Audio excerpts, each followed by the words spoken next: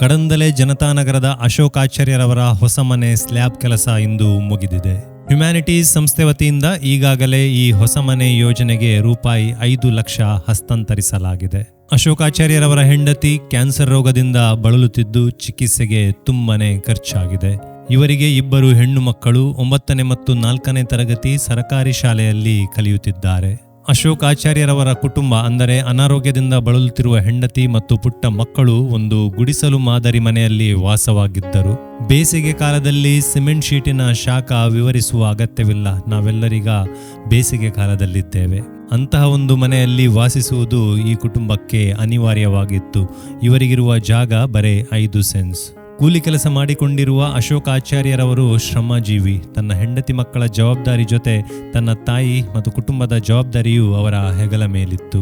ತನ್ನ ದುಡಿಮೆಯ ಉಳಿತಾಯ ಎಲ್ಲವೂ ಕುಟುಂಬದ ಜವಾಬ್ದಾರಿ ಮತ್ತು ಆಸ್ಪತ್ರೆಯಲ್ಲಿ ಖರ್ಚಾಗಿದೆ.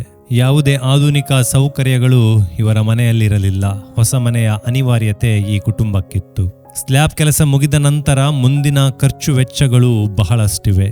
ಪರರಲ್ಲಿ ಪರಮಾತ್ಮನನ್ನು ಕಾಣುವ ಉದಾರ ಮನಸ್ಸಿನ ದಾನಿಗಳು ಇಂತಹ ಕುಟುಂಬಗಳಿಗೆ ಸಹಾಯಹಸ್ತ ನೀಡಬೇಕಾಗಿದೆ. ಹಾರ್ಟ್ಸ್ ಆಫ್ ಚಾರಿಟಿ ತಂಡ ಈ ಯೋಜನೆಗೆ ರೂಪಾಯಿ 50,000 ಧನ ಸಹಾಯ ನೀಡಿದೆ. ಶ್ರೀ ವಿಠಲಾಚಾರ್ಯರವರು ಮೇನ್ ಡೋರ್ ಮತ್ತು ದಾರಂದ ಅಂದರೆ ವಸ್ತು ರೂಪದಲ್ಲಿ ಸಹಕಾರ ನೀಡಲಿದ್ದಾರೆ. ಶ್ರೀ ರಾಜೇಶ್ ಆಚಾರ್ಯರವರು ಕಿಚನ್ ಡೋರ್ ಮತ್ತು ದಾರಂದಕ್ಕೆ ವಸ್ತು ರೂಪದಲ್ಲಿ ಸಹಕಾರ ನೀಡಲಿದ್ದಾರೆ. ತಾವು ಹಣದ ರೂಪದಲ್ಲಿ ಅಥವಾ ವಸ್ತುವಿನ ರೂಪದಲ್ಲಿ ಸಹಕಾರ ನೀಡಲು ಅವಕಾಶವಿದೆ. ಈ ಬಗ್ಗೆ ಹೆಚ್ಚಿನ ಮಾಹಿತಿಗಾಗಿ ನಮ್ಮನ್ನು ವಾಟ್ಸಪ್ ಮುಖಾಂತರ ಸಂಪರ್ಕಿಸಬಹುದಾಗಿದೆ. ನಮ್ಮ ವಾಟ್ಸಪ್ ಸಂಖ್ಯೆ 9480201111.